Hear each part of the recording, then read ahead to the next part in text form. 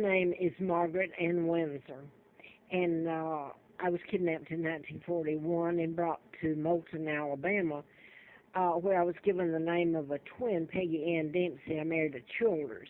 Both twins, Carl Preston Dempsey and Peggy Ann Dempsey, were killed by their mother. And I've put all this part up on YouTube, Facebook, and Instagram. And pretty much tells the story under Instagram. As far as I know, I made that public. I meant to. Anyway, I wrote about mind control murders, people being programmed, their behavior modified back in 75 till April Fool's Day of 80 when they put antifreeze in me and I should have died. Had a letter from the FBI, U.S. Attorney William Harper of Atlanta, that district, ongoing investigation, national security involved. Larry Flynt was shot March the 6th of 78 in Lawrenceville, Georgia, Lawrence County, Alabama, Moulton's where I was taken. So you're getting into murders that are done in patterns like Montgomery County, the Virginia Tech after I came up here in Blacksburg, just a few miles from me where I live in Roanoke, or if you call it living. And then there was a Fort Hood shooter that was programmed. This is after the antifreeze. This was in after I came up here to Roanoke, 86. But it's not just where I am. And people think if they get rid of me, that it'll all be okay. No, it won't. They might not know the ones that's committed, but they'll still go on. In fact, there had to be a reason for these being done in patterns. I mean, the FBI knew it. I was down there at their office during that time, and then the antifreeze put in me. And I was taken, I should have died, gone into a coma, vegetable state, and died. Instead, I somehow managed to live and was taken across the state line where I worked for the district attorney in 1980, Fred Simpson. I lived at Warren House Apartments. Warren was a clue to the Warren Commission. The Kennedys helped kidnap me. John, Robert, and their father, Joe, was the ambassador that helped take my father, Edward VIII, down illegally. That wasn't even my father. It was a double they used to make all those nasty photos and marry Wallace Simpson. Simpson was the name of the district attorney, and clue to my identity in Warren House Apartments. Madison County, Alabama is where my mama, excuse me, mother, my mother and father that loved me dearly. My mother's Claudia Ruth O'Keefe Windsor, sister to Georgia O'Keefe, and they were from Madison, Wisconsin. And I worked for the DA, and so I'm not even going with that. I've tried to put it on videos, and you probably can't even see it because I'm so sick this morning I can't make it.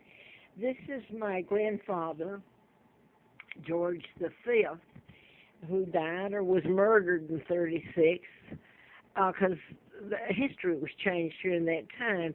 And Elizabeth's father helped take down who this is her grandfather too. I hate to say it, but her father, George the illegal VI, so she's illegal, helped take down my father. All this was lies about him marrying Wallace Simpson in the pictures that were taken of him wearing a diaper and all kinds of things to discredit him. History's never been changed.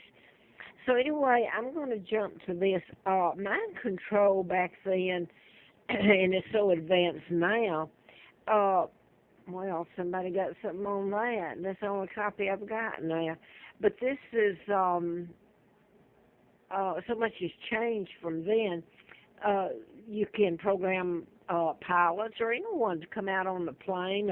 The air marshal is supposed to secure you in case somebody has trouble on the plane, or the pilot. Anyone can do it, like a school teacher. They're saying, well, arm the school teachers in these mass shootings. Well, it might be the school teacher that comes out shooting.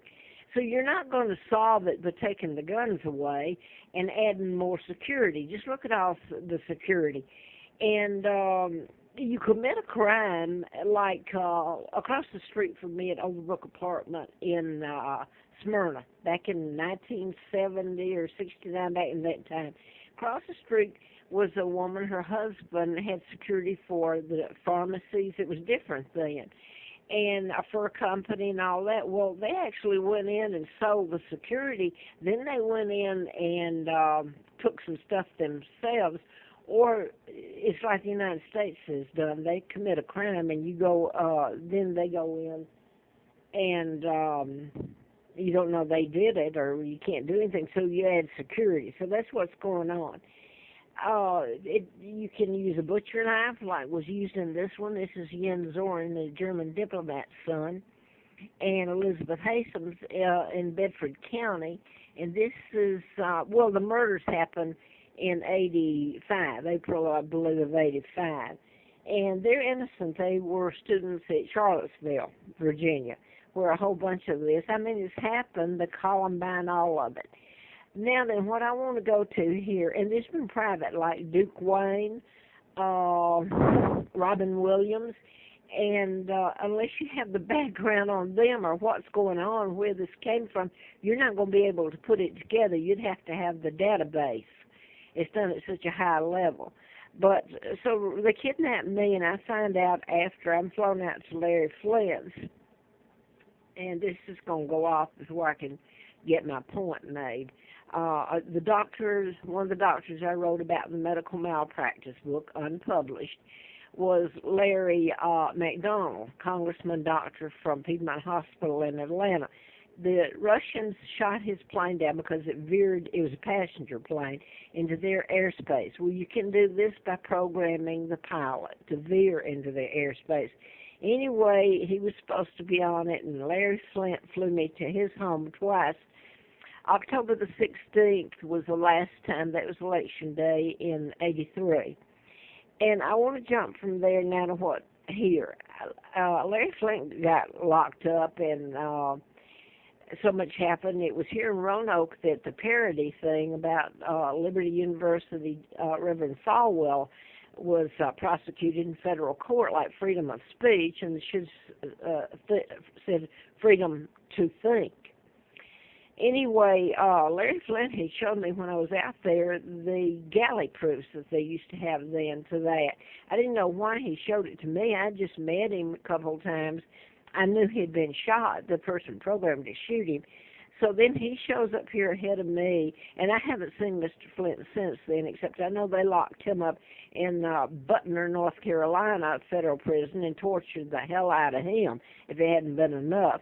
But anyway, I came here in 86. I was thrown on the side of the road, and my job shut down. And this is how many years later. Today is the 14th of October of 15. And my life has been ongoing living hell ever since they put their hands on me at age 2 and brought me over here. But I'm living here, and I'm going to have to leave Roanoke. I was told that some time back, that I'd have to leave. They'd run me out of Roanoke. Well, that's happening. I managed to hang on till now. But I'm going to show you, you can't see. No, you can't see. It's across the street. This is buildings here. It was the, I believe it was Motel 6 back then. I can't remember. And then it became the Knights Inn and et cetera, et cetera. And now then it's Howard Johnson's.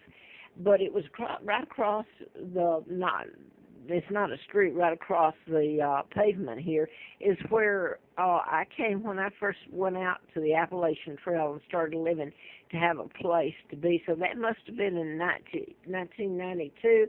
This is going out. Anyway, I have an allergic to chemicals. I have an immune disorder that my immune system attacks itself when I'm in close quarters with toxic fumes. The law enforcement has helped do this to me. I put this on other tapes, but the reason I'm putting this, and I'm not going, they control where I go or don't go, or if I get a place, and this is going to go out. Anyway, this takes me back what they're doing now. The Shaws and Patels own a lot of this, and the Patels own this one. I believe the Shaws owned it back then. And what happened, I'm going to have to leave now. I paid $200